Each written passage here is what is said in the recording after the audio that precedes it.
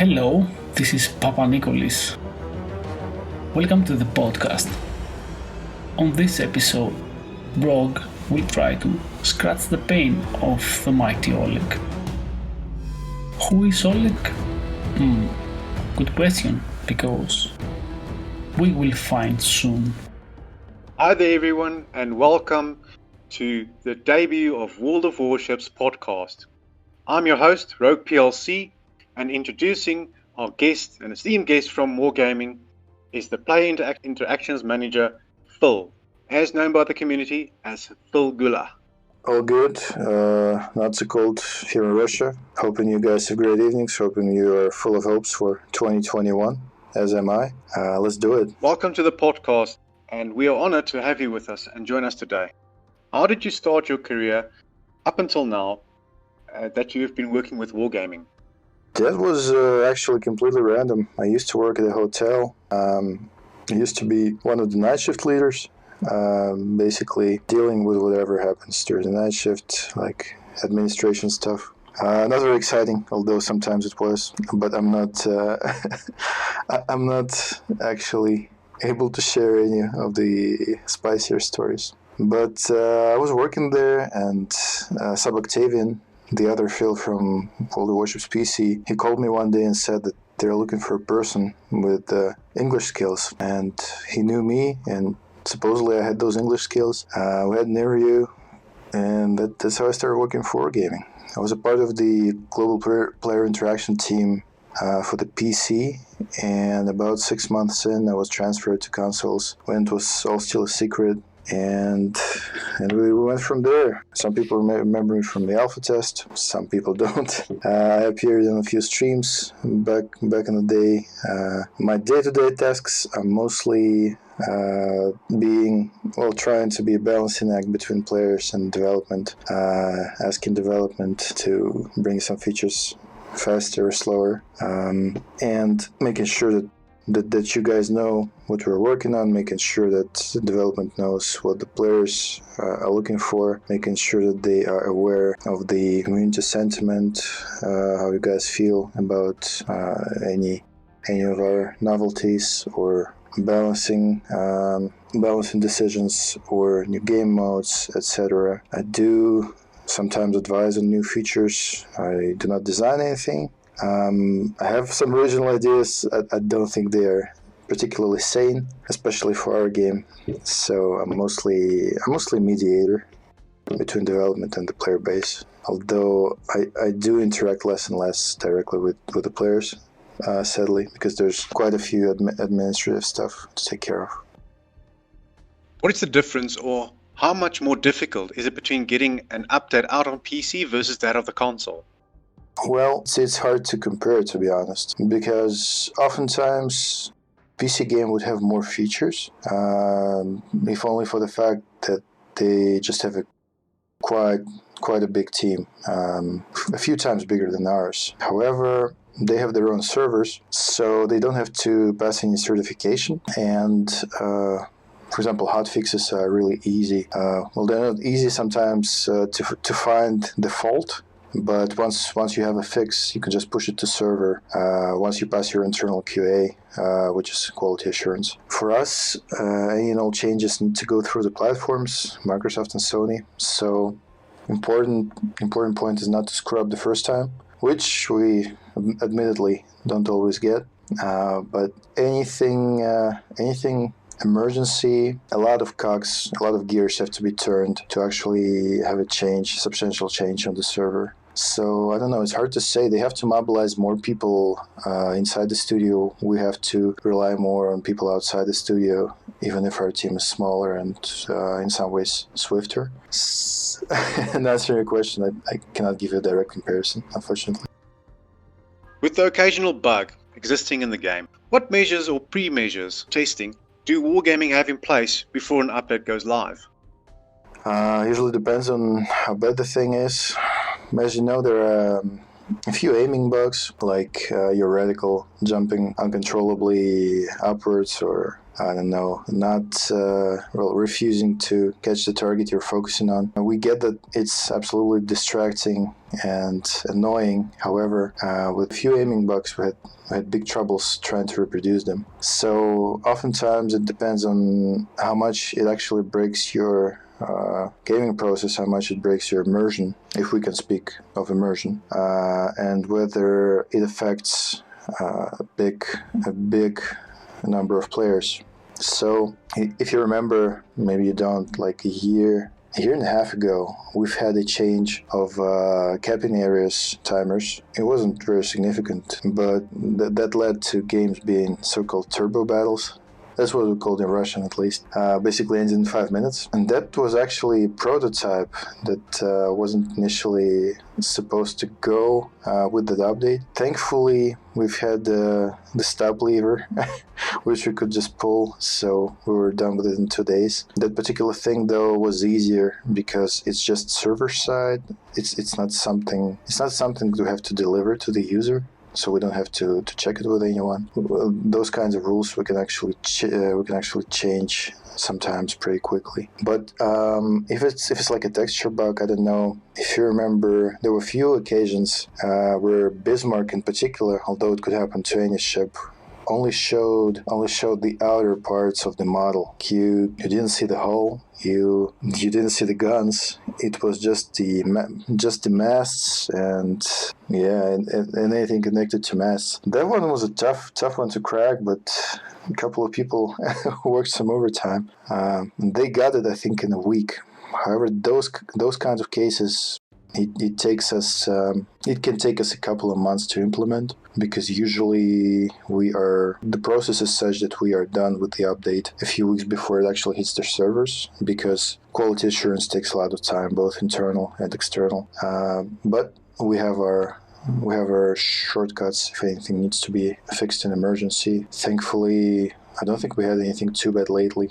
A couple hiccups with missions, which turned out beneficial for most players because they could earn more currency or more items. We're trying to be lenient in all those cases. If we screwed up, you get to keep the stuff because you have to play more. I think that's only fair. And I went on tangent. Sorry. So it's a combined effort, not just from Wargaming staff, the super testers as well, and the community too, as a whole, to identify these bugs. Yeah, sometimes we rally the troops, specifically the boob troops, as in super testers, to give us some extra data on some particularly annoying bugs, and it helps. It doesn't always help, but I think 8 times out of 10, thankfully. Yes, that's true, Phil. I remember the bugs that existed with the Bismarck, way back in the day, especially with the ghost shells. We did extensive testing when I was still in super testing. And you guys actually fixed those problems or those bugs, within a week or two. It was sorted out by you guys. Thank you, and we actually have to thank the players because they made it a good habit of actually reporting the bugs, and we are doing sweeps pretty much every day, sometimes every second day, unless we see that there's an emergency, and we always improve our bug catalog.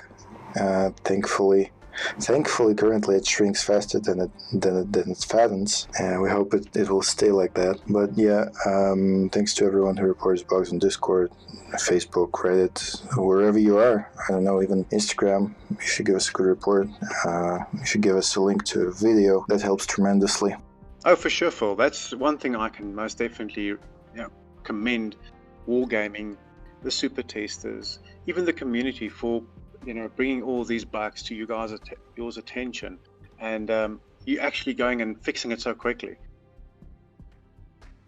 With the next-gen consoles that have entered the game, and Wargaming that have brought new additional updates and to accommodate them, what additional enhanced features could the community expect in the future, if you're willing to tell us, for the Xbox Series X, Series S, and for the PlayStation 5?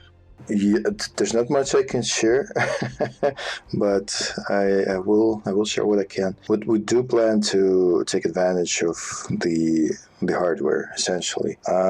We did in a way, with Xbox, we perhaps didn't unleash all the new technology that's available, but those who moved on to Series S and Series X, they should be enjoying better frame rates in all available resolutions. When it comes to light work, we plan to do something this year, at least. I cannot be more concrete, unfortunately, at this time. For PlayStation, still the native client for PlayStation 5 is still a few months away. I think shouldn't be further than summer. Although if I'm wrong, I will correct myself later. But yeah, unfortunately, PlayStation took us a bit of time. Cannot get into details of that, but we're getting there. Due to the next-gen consoles that many players own already, how long will Wargaming be supporting the older gen consoles, the Xbox X, the Xbox One, and the PlayStation 4? Honestly, as long as there are substantial numbers of players using them and playing our game. What is substantial, you ask? I really don't know at this point. I guess if percentages are like 20, I don't know, even 10. To be honest, there's no concrete strategy, but at this point and probably next year, those consoles are not a hindrance in our development, because when it comes to network interaction, there are really no issues with all the consoles. And when it comes to graphics, we can just have different settings for different clients. The older consoles, the game on all the consoles will not get particularly prettier, or if it will, it won't by much. But the existing gameplay that you get should last us a few years. I believe many players will be very happy to hear that they can actually play the game for 3 or even 5 more years, depending on the amount of people that will be playing the game on that specific consoles. So that's the one bonus, at least for all the players out there that still don't have the new gen consoles yet. We're absolutely not looking to force anyone to switch generations. Still, will spotting or assisted spotting damage be rewarded down the line in the future for console? As you know, with them at the moment, we don't really have any spotting damage or spotting ribbons. That's possible, but that's not something that we have in our internal roadmap yet. It doesn't mean that it won't come sooner or later, but there are a few more pressing issues, like, as you know, we're going to have a carrier event. We're going to have to collect a lot of data. Once the event is done, we're going to have to work on their permanent implementation. We're going to have more branches for researchable ships. We're probably going to have more commanders. There are probably going to be new modes. While spotting damage is definitely a useful tool, a useful visual for more experienced players. One would think that it would also motivate some more selfish players to help their team better. We can't say that correlates with our findings looking at the PC game, but nevertheless, we understand that it's an important and useful stat to have something to measure your performance on. So I cannot give you a definite no, but I cannot give you 100% yes yet. But it's interesting.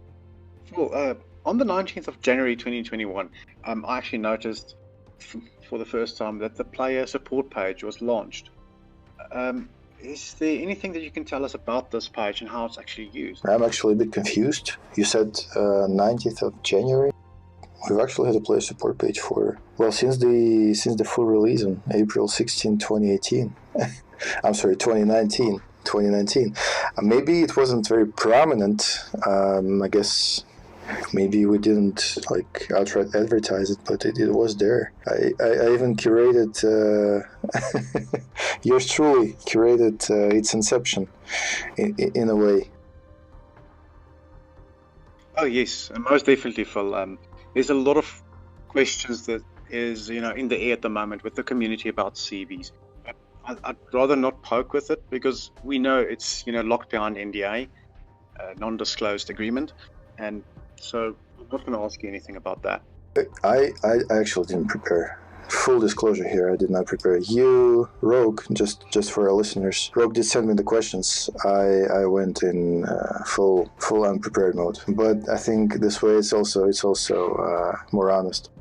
Well, when it comes to people being reported for being AFK, how many times do they have to be reported until Wargaming says, okay, well, this guy's actually been AFK for so many times that you'll take action, likely ban them or suspend them? We've actually checked with a few guys that been reported serial away from keyboarders. I don't know what you call them.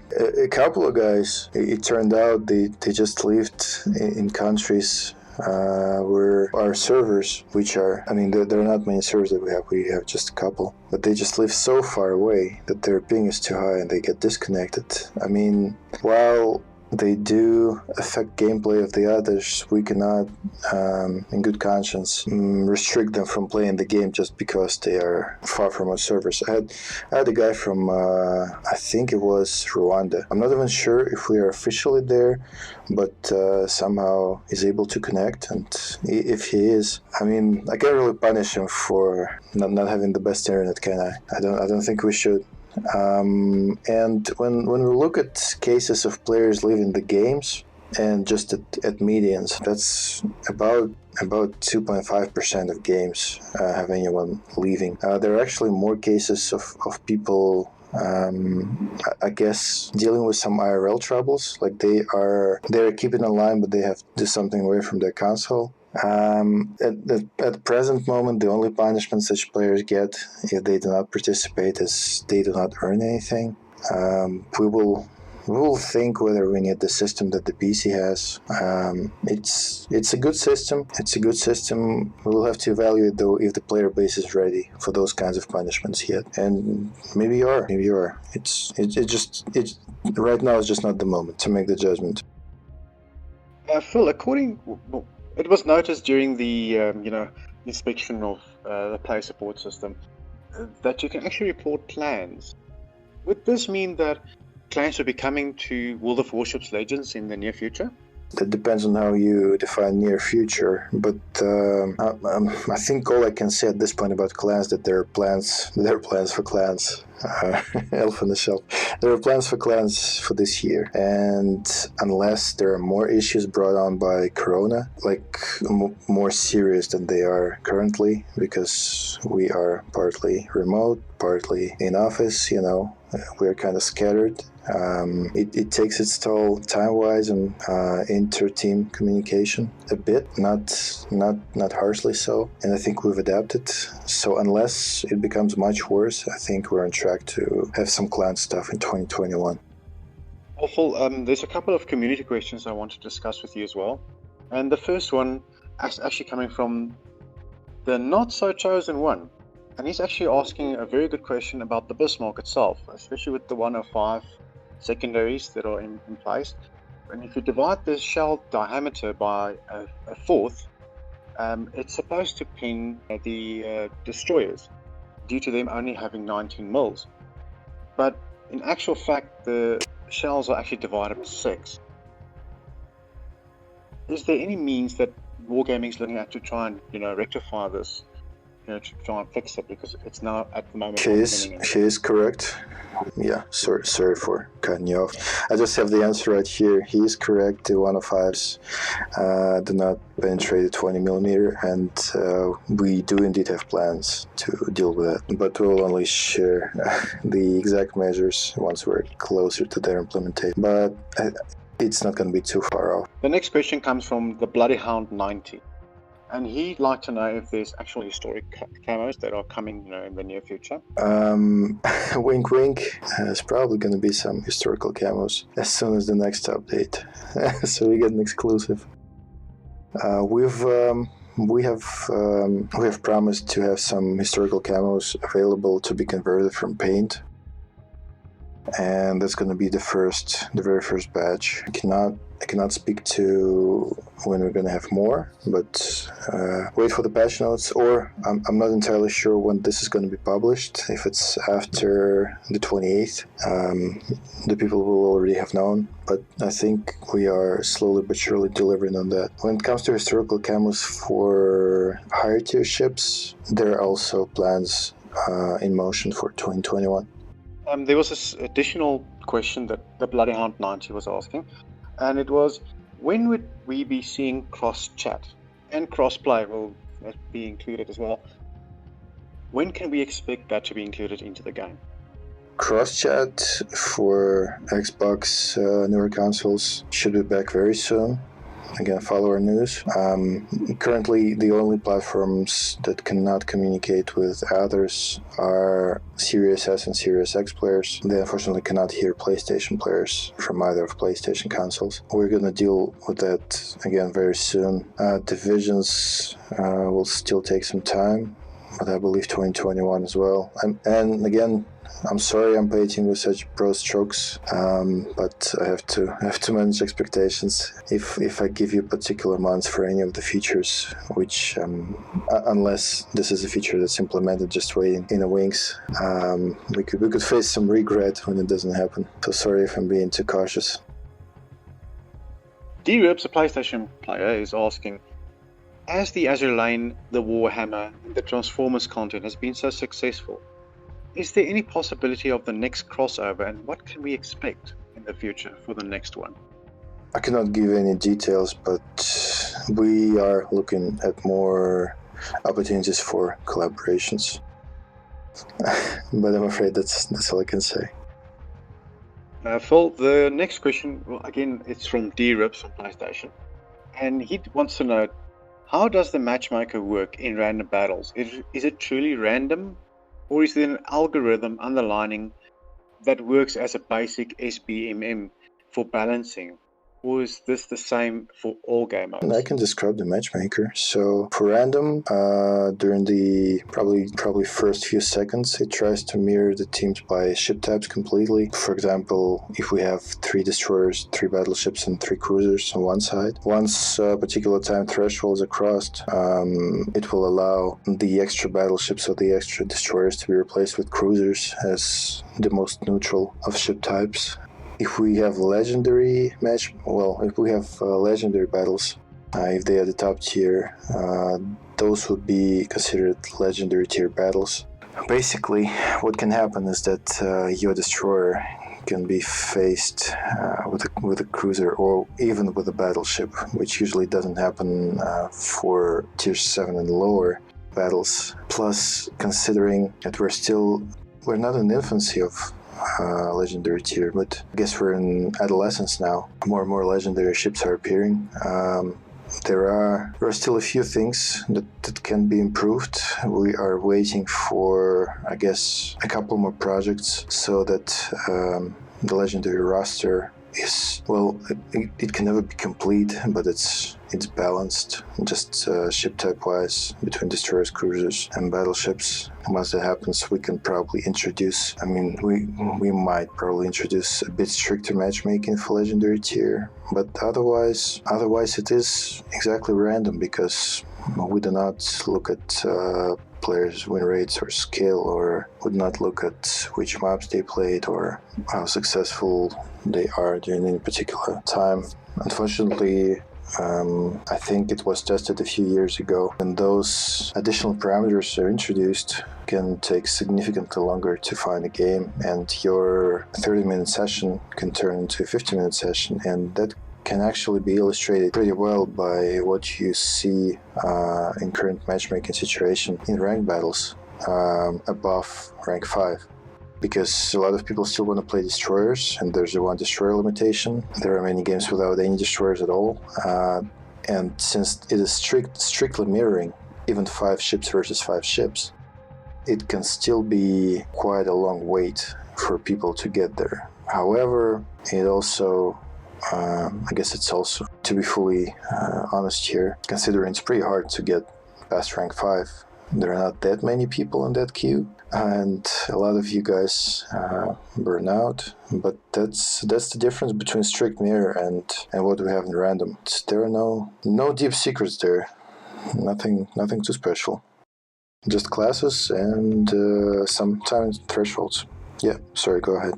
The Azure Lane commanders that are in the game, them being Japanese, will there be a possibility to include maybe subtitles into the game or even make them English? Azure Lane commanders could have either English voiceovers or English subtitles. To be honest, we didn't look to implement either of those because the players that consume that content that like Azure Lane franchise and like their implementation in our game, most of them like commanders as they are.